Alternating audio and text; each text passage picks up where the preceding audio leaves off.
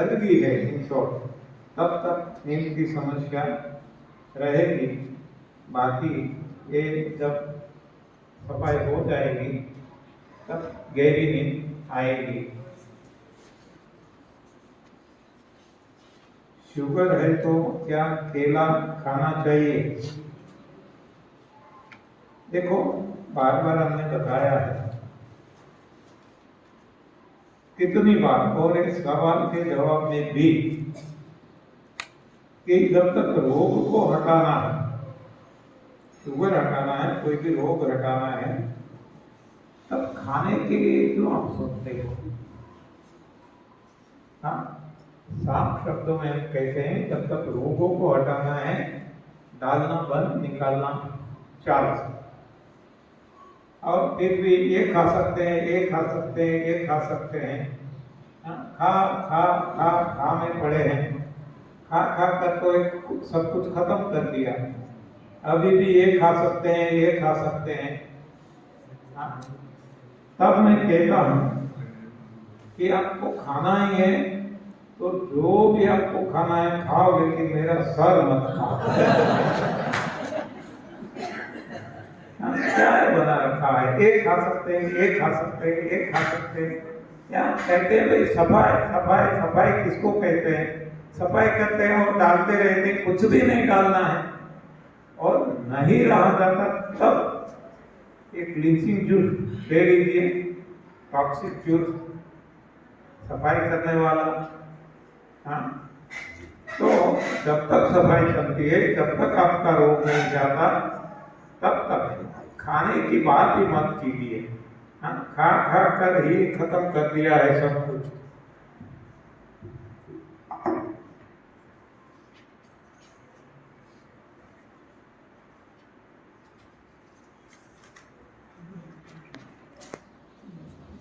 आगे देखो, वही है, या अंकुरित चना और मूंग, हाँ, ये खा सकते हैं।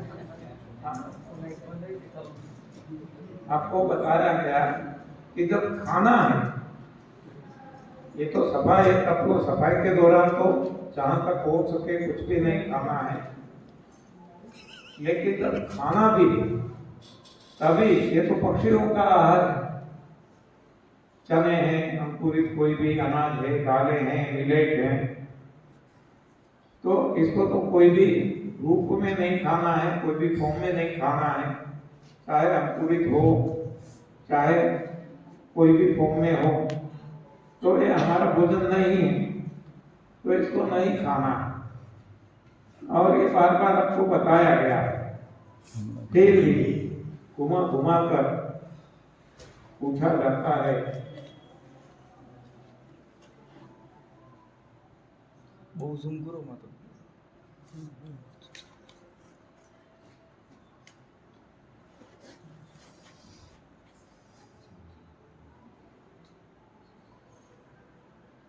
पानी का पोट कितने दूरी पर रखना चाहिए? पोट में कितना पानी रखना चाहिए? मतलब कि आपने अभी तक संजीवनी क्रिया किया ही नहीं है।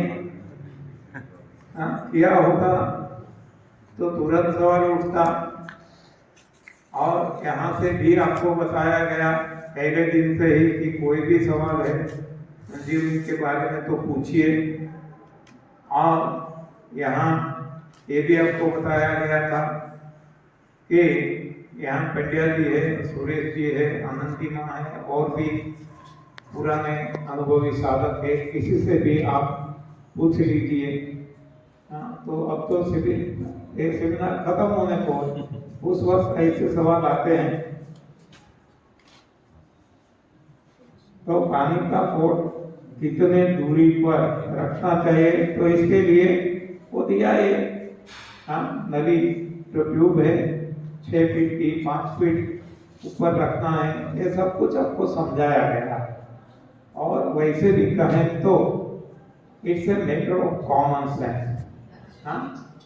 तो ऐसे भी पता चल जाना चाहिए कितना पानी रखना चाहिए। जितना रखना चाहिए उतना तो दिया है, बड़ी टैंक नहीं थी 200 लीटर की, 1 लीटर 1.5 लीटर की दी है। ऐसे सोच समझ के तो डिजाइन करके दी गई है।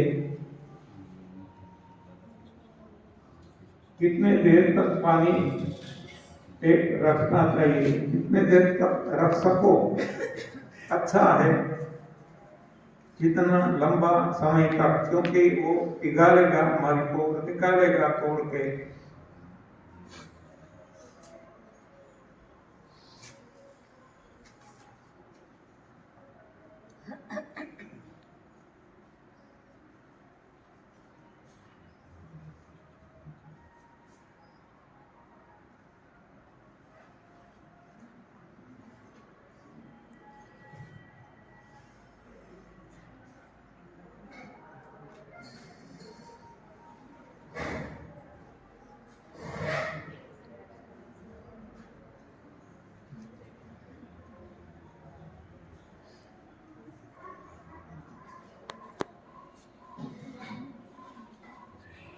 एक सोशल क्वेश्चन है,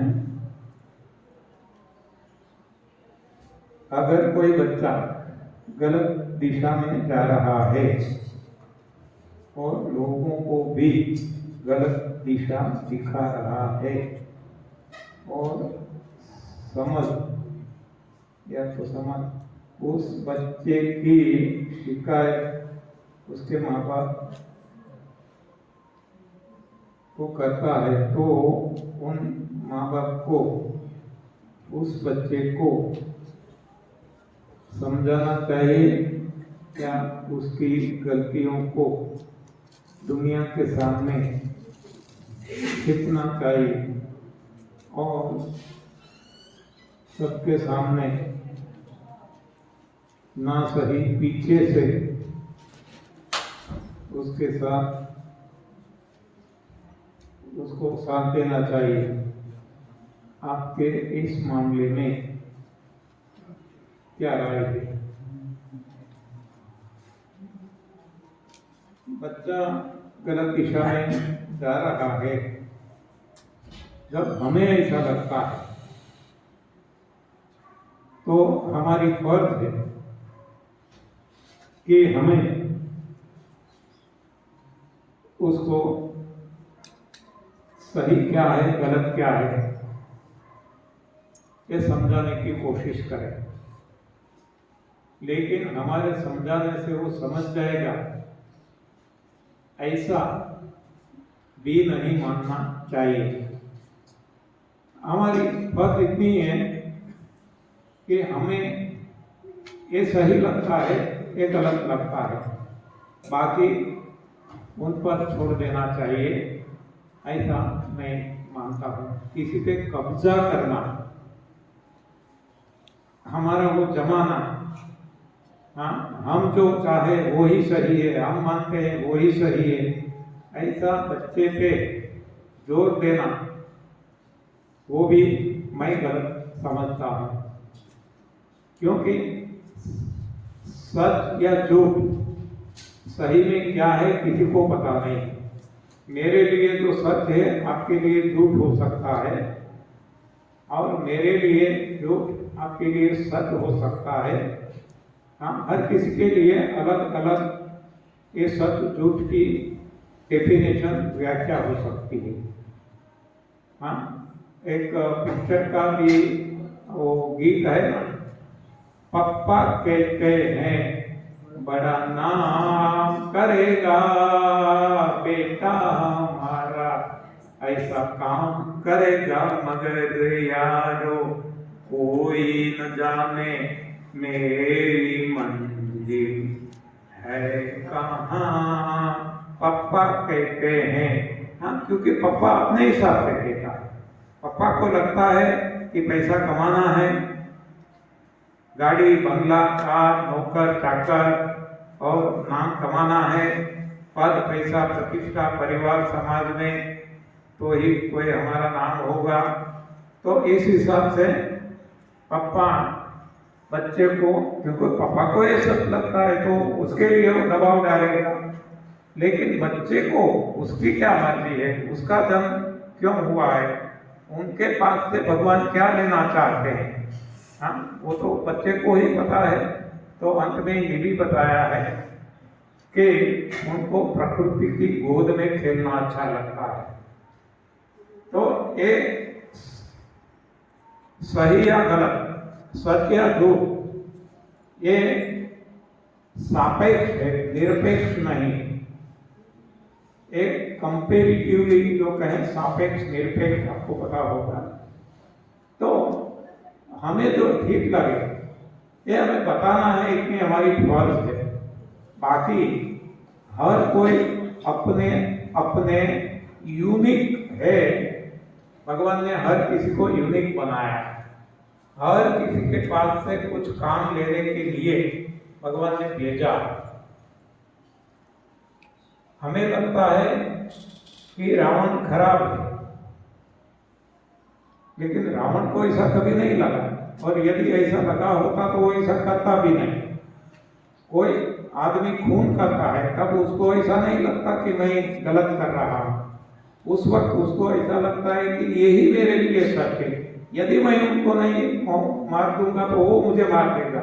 जो भी है उनके लिए उस वक्त वो ही सच है। तो इंसान जब जिसको जो सच लगता है वो ही करता है। तो सच की डेफिनेशन हर किसी के लिए अलग अलग हो सकती है। तो हम आज ये कई मंत्रा इसको गालियां देते हैं, हाँ समाज गालियां देते हैं, लेकिन मैं कहता हूं कि न कैकेयी का दोष है न मंत्रा का दोष है। हाँ, मुझे तो लगता है शायद सबसे ज्यादा प्रिय पात्र, हाँ, अपनी माँ जो कौशल्या, इससे भी शायद ज्यादा प्रिय उनको कैकेयी होगी, क्योंकि इसके पहले उनके पास चरण छुए हैं वनवास से आकर। क्यों कि वो काम सरल बना दिया। भगवान को जाना था वनवास, तो उनका काम कैकेयी ने सरल बना दिया।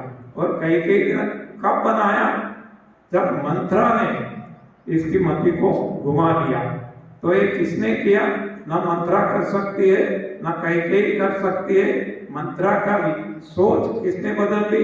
विधाता ने। और विधाता किसके कहने से करते हैं? भगवान। अंत में वो ही होता है जो मंजूरे खुदा होता है। वो है सोई जो राम रची राखा। तो यहाँ हम कहते हैं कि ये गलत कर रहा है, ये सही कर रहा है। सुबह भी मैंने आपको बताया था कि जेलेंस्की कर रहा है, ये कर रहा है, ट्रम्प कर रहा है, ये पुतिन कर रहा है, हमें लगता है सर्वनाश करता है। सर्वनाश जरूरी है, इसीलिए हाँ भगवान उनको कुछ ऐसी मति देते हैं, उनसे ऐसा कुछ करवाते हैं। तो ये पात्र है, हम फिरो नहीं, हम कोई खुद करने वाले नहीं है। इसीलिए मैं बार बार कहता हूँ जो भी होता है होने दीजिए। हाँ, न कुछ गलत हो रहा है न कुछ सही हो रहा है जो हम मानते हैं, वो ही हो रहा है जो उनकी इच्छा से हो रहा है। तो हम इसमें दखलंदाजी ना करें। बस कहीं भी कोई भी कब्जा जमाने की कोशिश ना करे। बच्चों पे भी हमारा कोई कब्जा नहीं है। बच्चा हम मानते हैं कि हमारा है, वो हमारा है ही नहीं, वो भगवान का है। भगवान ने उनको जन्म दिया। हम केवल फ्रेंचाइजी से 9 महीने हमारे पेट में रहा तो हमारा नहीं हो गया।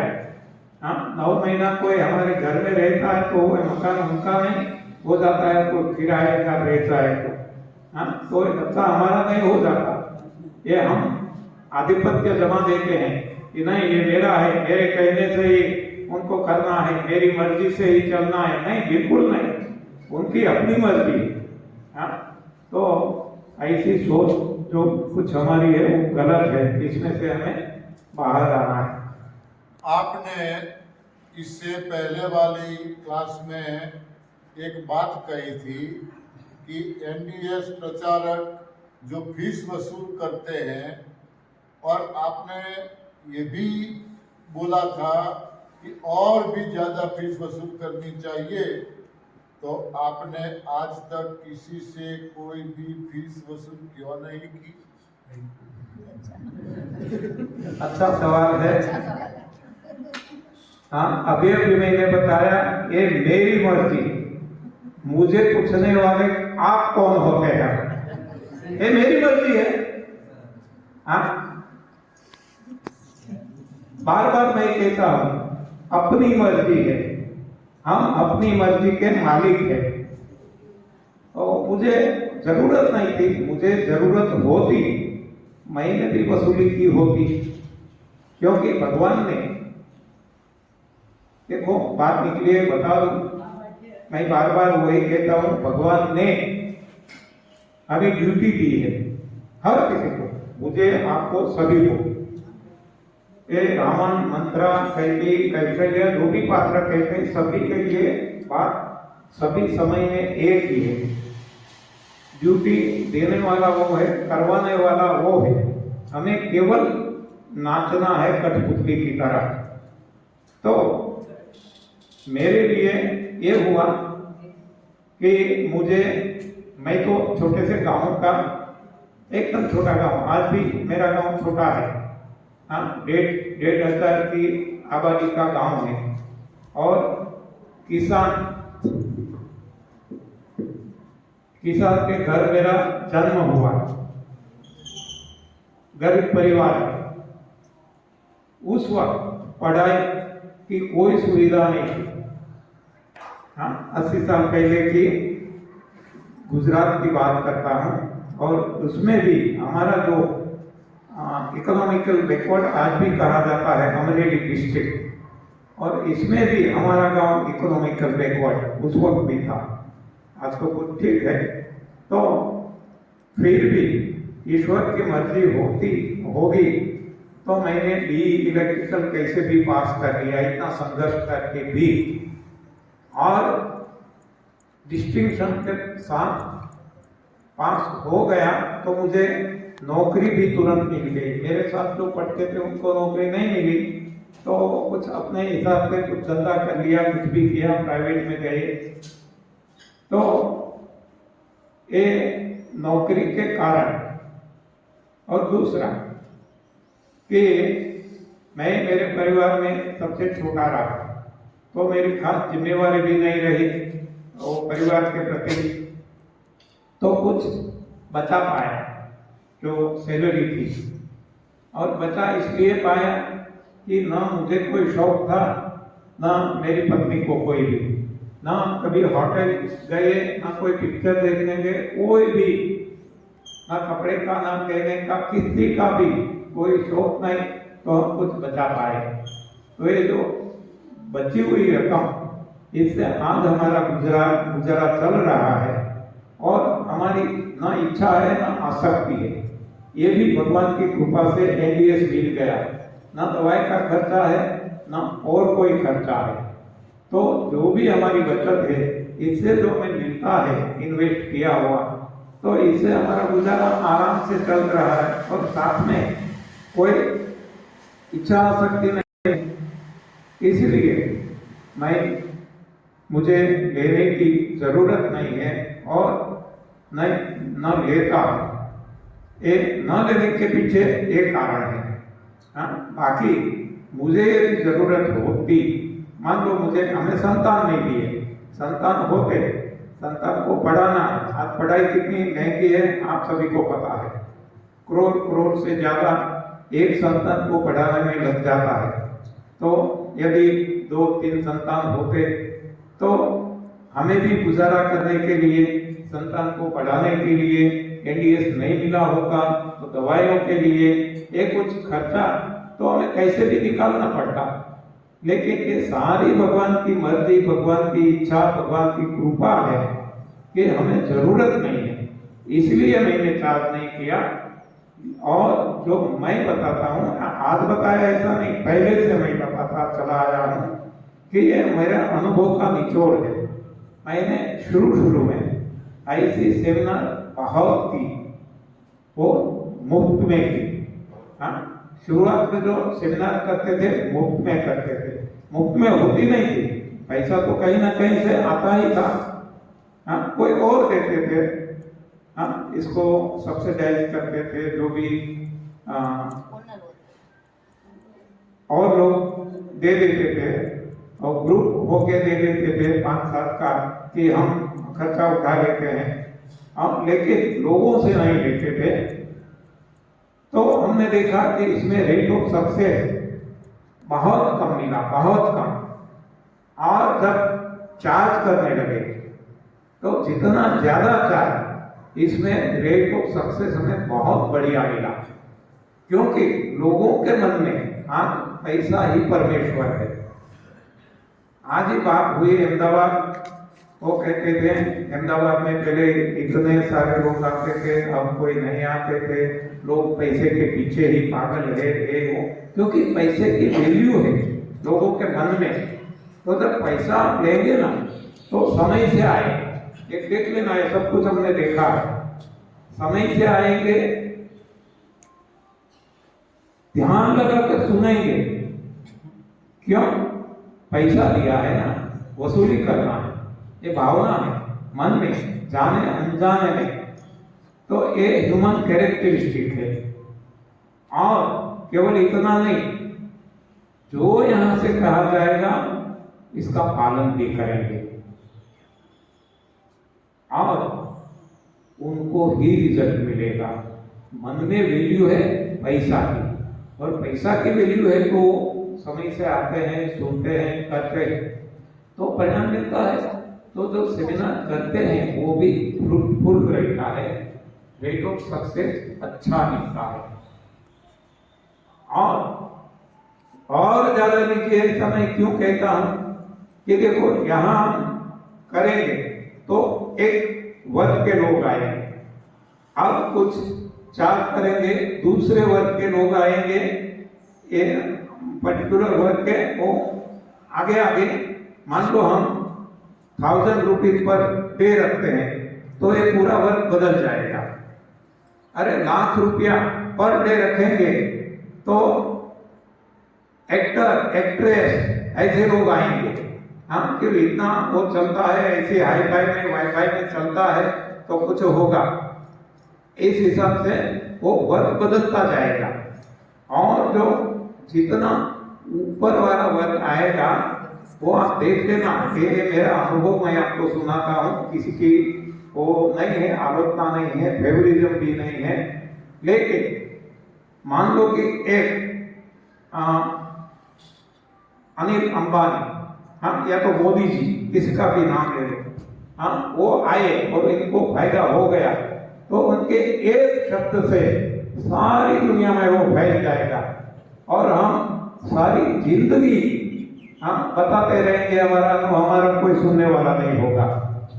तो ये अपना अपना लेवल होता है, तो लेवल से भी फर्क पड़ता है। मान लो अनिल अंबानी आ गए, उनके बेटे को, खुद को, उनके परिवार को फायदा हो गया तो वो बैठे नहीं रहेंगे, और सारी दुनिया में है जो अपने पास है भगवान ने दिया हुआ, ये इसमें लगा देंगे, कहीं ना कहीं तो लगाते हैं, तो यहाँ लगा देंगे, तो ये कितना बड़ा समाज को फायदा होगा। तो ये सब कुछ अपनी समझ में आया है इतने 32 सालों के अनुभव में, इसलिए मैं बोलता हूँ, हाँ, निःशुल्क मत करो, ऐसा भी नहीं, ऐसा भी वर्ग है, उनको भी लाभ मिलना चाहिए, और हर कोई वर्ग को लाभ मिलना चाहिए। तो लेकिन निःशुल्क वाले जो आएंगे, जो जिसको वो खुद का खुद करेंगे और कहेंगे तो भी इसका कोई मानेगा नहीं। आप देख लेना, कोई मजदूर है, ठीक हो गया, डायबिटीज ठीक हो गया, अरे कैंसर ठीक हो गया, कुछ भी ठीक हो गया, वो कितना भी कहेगा कोई उनकी बात मानेंगे नहीं। लेकिन अभी अभी आपने एक वीडियो वायरल हुआ था, वो क्रिकेटर नवजोत सिद्धू का कितना वायरल हो गया सारी दुनिया में। हाँ, यही बात बताइए ना, लेकिन कितना फैल गया। तो ये भी कक्षा के अनुसार होता है, तो इसलिए हम कहते हैं सभी कक्षा में ये जाना चाहिए। यहाँ निःशुल्क में वो लोग नहीं आएंगे, कभी नहीं आएंगे, आप देख लेना, सारी जिंदगी करते रहो। हाँ, तो उनकी भी एक लेवल है, तो हर कोई लेवल में काम होना चाहिए। हर गुरु जी, मौका तो मिला था, मगर कुछ ऊपर वाले की मर्जी नहीं होगी। ये मुकेश अंबानी का बेटा जो अभी अभी शादी हुई, हाँ इसी वजन इसी बहुत के ज्यादा मेरे है। पास कॉल आया था हाँ और मुझे बोला था आप यहाँ आ सकते हो क्या? जाति बहन को भी बोला था, आए थे ये सारे। अच्छा। ये अपना अपना, हाँ हम तो क्या कहते हैं, हम कोई नहीं, ना करने वाले हैं ना करवाने वाले हैं। करने वाला भी वो है, करवाने वाला भी वो है। हम तो केवल एक टूल है, हम केवल एक कठपुतली है। हमसे जो करवाया जाता है वो हमें करते रहना है, और ज़्यादा सारी दुनिया की चिंता ठेका हमें नहीं लेके रखा है, हमें चिंता नहीं करना है।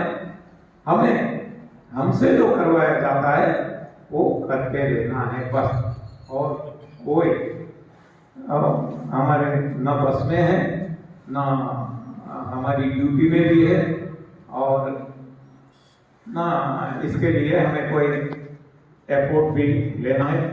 ये भी देखो, एक ईगो आ जाएगा, अपने आप आएगा। मैंने बार बार बताया है, action and reaction is equal and opposite reaction.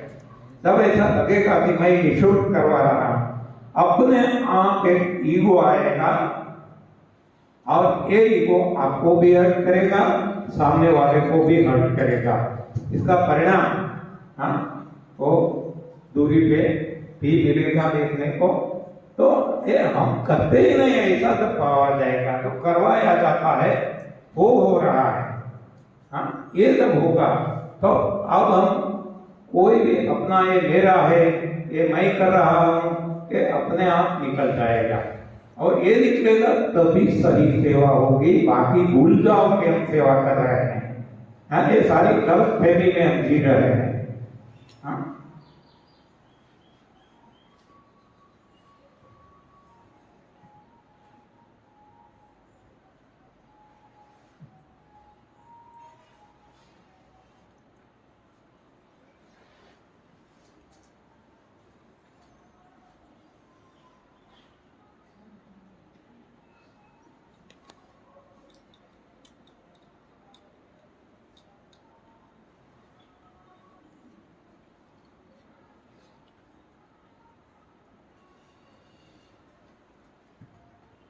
देखो फिर से स्पष्टता।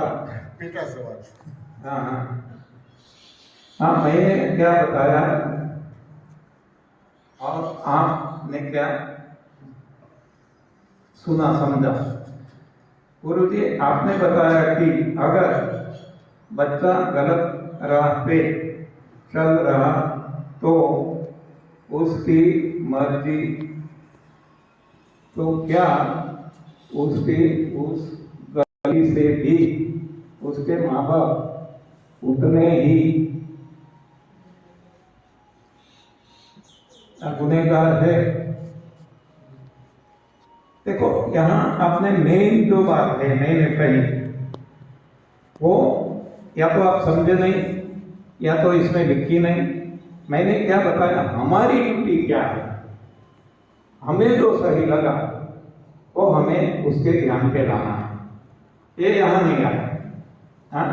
बाकी तो कोई किसी का ऐसे जिम्मेवार नहीं है, हर कोई अपने अपने किए का जिम्मेवार है। माँ बाप ने अपनी फर्ज निभा दी, तो खुद को ठीक लगा कि भाई ये मेरे हिसाब से गलत है, अपनी ड्यूटी ओवर। बाकी बच्चे पे निर्भर करता है, तो किसी का दोष किसी को, किसी का पाप किसी को लगता है, ऐसा मैं नहीं मानता हूँ। और कोई सवाल किसी के पास?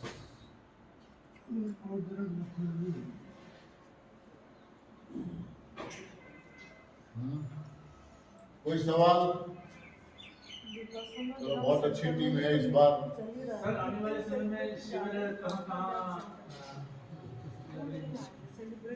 शिविरें साल भर नॉन स्टॉप चलती रहती हैं। आगे यहाँ से हिमाचल जा रहे हैं, आनंदी माँ के आश्रम में 30 मार्च से 10 दिन का शिविर वहाँ पे है नवरात्रि का। वहाँ से 11 अप्रैल को सिरसा में जा रहे हैं, 4 दिन का शिविर वहाँ पे है। वहाँ से 16 अप्रैल को राजस्थान गंगानगर में जा रहे हैं, 5 दिन का शिविर वहाँ पे है। वहाँ से चंडीगढ़ में जा रहे हैं 22 अप्रैल से 5 दिन का शिविर वहाँ है, वहाँ से कोलकाता जा रहे हैं, 4 दिन का शिविर वहाँ से है, वहाँ से ऐसे घूमते रहते नॉन स्टॉप चालू रहती है शिविर गुरु जी की। और अब आप जहाँ लगाओगे वहाँ आएंगे, जहाँ बुलाओगे। थोड़ा करेक्शन करूं, क्यों नहीं? थोड़ा करेक्शन कर दूं। आप बुलाएंगे वहां भी नहीं आएंगे, हमारी मर्जी से भी नहीं जाएंगे, वो जहां भेजेंगे वहां जाएंगे।